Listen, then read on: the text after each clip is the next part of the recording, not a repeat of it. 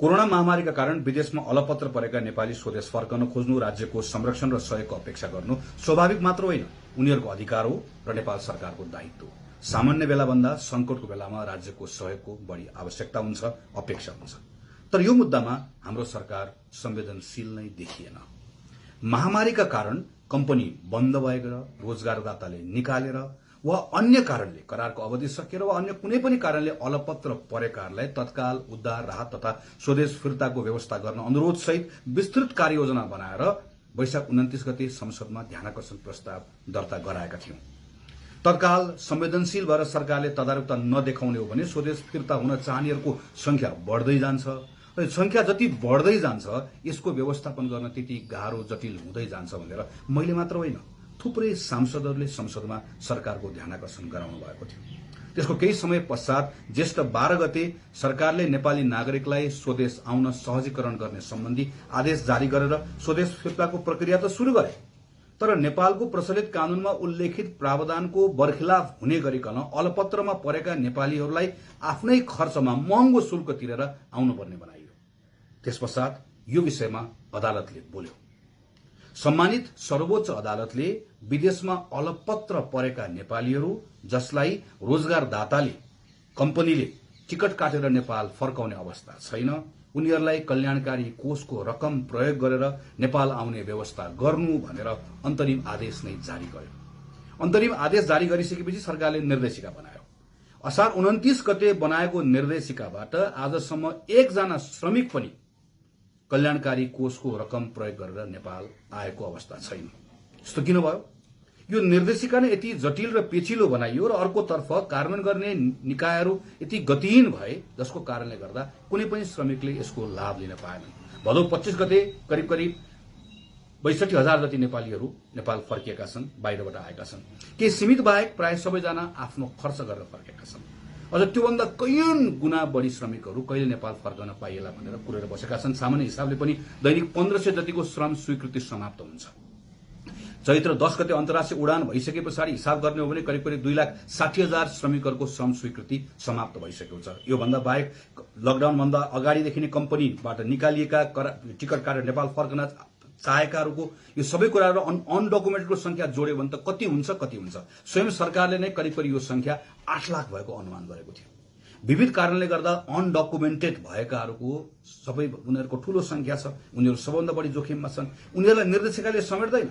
उनीहरूका लागि कुनै विशेष कार्यक्रम बनाउनु पर्ने, कार्ययोजना बनाउनु पर्ने। तर यी अनडकुमेन्टेडहरू हुन्, यिनका बारेमा कुनै चिन्ता लिनु पर्दैन भनेर सरकारले यिनीहरूको बारेमा कुनै पनि वास्ता गरेन। भारतमा अलपत्र परेका लाखौं नेपालीहरूको उद्धार र स्वदेश फिर्तीका सन्दर्भमा त केही नाकाहरू खुला गरेका छौं भन्ने भन्दा बाहेक अरू केही पनि भएन। न कुनै योजना छ, न कुनै सहयोग छ, न कुनै व्यवस्थापन छ। हप्तौं लगाएर हिँडेर सीमासम्म आएका मानिसहरूको व्यवस्थापन समेत पनि चासो राखिएन। उनीहरूले थप दुःख मात्र पाए। बरु सरकारले भारत बाहेक भनेर नीतिहरू बनाउँदै गर्दा भारतमा बसेका नेपालीहरूलाई दुःखमाथि दुःख थप्ने काम मात्र भयो। सकी नसकी चार्टर फ्लाइट लिएर नेपाल आउँछु भनेर भारतमा बसेका नेपालीहरूले भन्दै गर्दा पनि नेपाल फर्कनका निम्ति उनीहरूले अनुमति पाएनन्। एकातिर यति धेरै संख्यामा नेपाल आउनको लागि पर्खेर बसेका छन् भने अर्कोतर्फ फिर्ती प्रक्रिया हेर्ने हो भने पनि श्रमिकले पाइलामा शास्ति भोग्नु परेको छ।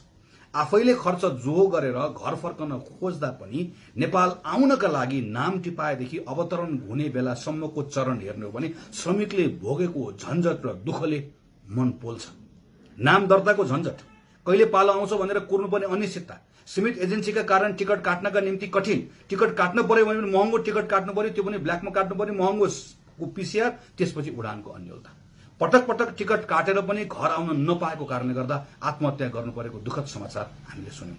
यस्तो अवस्थामा श्रमिकले शास्ति भोगिरहँदा ट्राभलरले सिट छैन भन्छ, एयरलाइन्सहरूले फोन उठाउँदैन, कहीँ राजदूतावासहरूले सुनेको नसुनेको गरेको छ, पहुँचमा हुनेले मात्र टिकट काट्न पाएको अवस्था छ। यी सबै कुराहरूले गर्दा श्रमिकहरूको आक्रोश छताछुल्ल भएको छ, तर पनि सरकार मौन छ। सबभन्दा उद्वेग लाग्दो कुरा त जसको पसिनाले नेपालको अर्थतन्त्र चलेको छ, बेखर्ची भएको बेलामा सके तिनलाई निशुल्क नेपाल ल्याउनु पर्ने बेलामा, अहिले अप्ठ्यारोमा परेको बेलामा उनको घाँटी समातेर उनीहरू माथि नै ज्यादती गर्ने काम भएको छ। विदेशी एयरलाइन्सको भाडा दरका सन्दर्भमा केही गर्न सकिँदैन भनेर सरकारले भनेको छ होला, तर यहाँ प्रश्न विदेशी एयरलाइन्सको होइन, नेपाली एयरलाइन्सको भाडा दर एकपटक हेरौं त। सामान्य अवस्थामा कोरोना संक्रमण भन्दा पहिला नेपाल एयरलाइन्सबाट दुबईदेखि काठमाडौँ आउँदै गर्दाको भाडा दर 18 देखि 25 हजार सम्म थियो। चार्टर फ्लाइटको बेलामा 43-44 हजार बनाइयो। अहिले कति छ? 70 देखि 90 हजार छ। मलेसियाबाट काठमाडौँ आउँदै गर्दा कोरोना भन्दा अगाडिको सामान्य अवस्थामा 20 देखि 25 हजार, चार्टर फ्लाइट 50 देखि 51 हजार थियो भने अहिले कति बनाइएको छ? 70 देखि 90 हजार छ।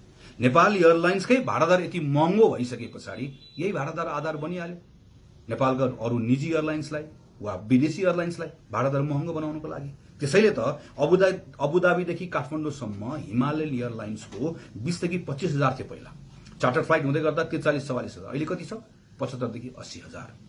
एयर अरेबियाको शारजादेखि काठमाडौँ पहिला 18 देखि 25 हजार, चार्टरको बेलामा 43 देखि 44 हजार भएकोमा अहिले 90 हजार देखि 1 लाखसम्म भाडा दर पुर्याइएको छ। श्रमिकहरूले पाएको दुःख, उनीहरूमाथि भएको शोषण, यसको सूची लामो छ। यही भएर नै हो श्रमिकहरूको आक्रोश चुलिएको।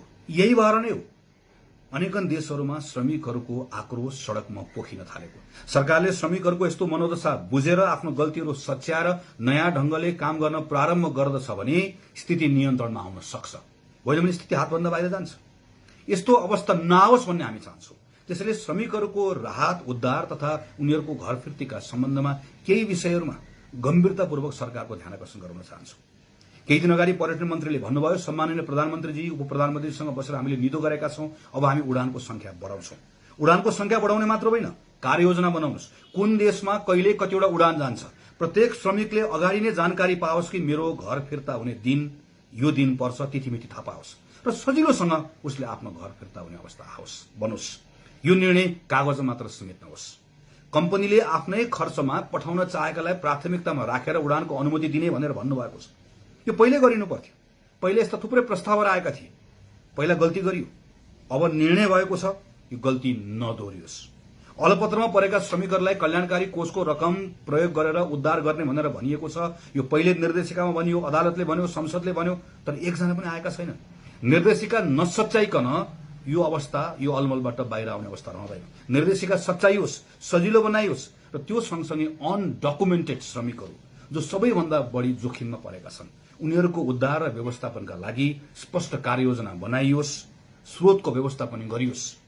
तपाईहरुसँग आग्रह गर्न चाहन्छु, नेपाल एयरलाइन्सले भाडा दर तत्काल घटाओस् र सामान्य अवस्थामा पहिला जति भाडा दर छ त्यो भन्दा महँगो नगरिकन ल्याउने अवस्था बनायो भने अन्य एयरलाइन्समाथि दबाव पर्छ। उनीहरू पनि भाडा दर घटाउन बाध्य हुन्छन्। भाडा दर घटाउने मात्र होइन, ब्ल्याकमा टिकट किन्नुपर्ने अवस्था छ। ब्ल्याकमा टिकट किन्नुपर्ने अवस्थालाई तत्काल खारेज गरियोस्। एयरलाइन्सले तोकेको भाडा दर भन्दा 1 रुपैयाँ पनि तलमाथि गर्ने एउटालाई पनि नछाडियोस्। कुनै एउटा एजेन्सीलाई मात्र हामीले काम गर्न दिँदै गर्दा अप्ठ्यारो आएको हुनाले गर्दा सजिलोसँग सबैले काम गर्ने अवस्था बनाइयोस्। स्वदेश फिर्तीको प्रक्रिया स्वास्थ्य सुरक्षाको दृष्टिकोणले अत्यन्त असुरक्षित छ। उनीहरूको स्वास्थ्य उनीहरूसँग मात्र होइन, घर फिर्ता भइसकेपछि परिवारसँग, समुदायसँग, तपाईँ हामीसँग जोडिएको छ। तर उडानमा आउने क्रममा र नेपाल आएपछिका प्रक्रियामा जुन असावधानी छ यसलाई तत्काल बदलियोस्, जसले गर्दा उनीहरू पनि सुरक्षित रहन्, हामीहरू पनि सुरक्षित हुने अवस्था बनोस्। हामी महामारीमा छौं भनेर उम्कने सुविधा कसैलाई पनि छैन, सरकारलाई पनि छैन। हिजो उनीहरूको पसिनाको मूल्यमा गर्व गर्ने अनि आज संकटमा परेको बेलामा उनीहरूको आँसुमा असंवेदनशीलता देखाउने छुट कसैलाई छैन। जन सरकारलाई त छँदै छैन। श्रमिकहरूको पक्षमा सरकारले काम गरोस्, निर्णय गरोस्, हाम्रो सदा साथ र सहयोग रहन्छ।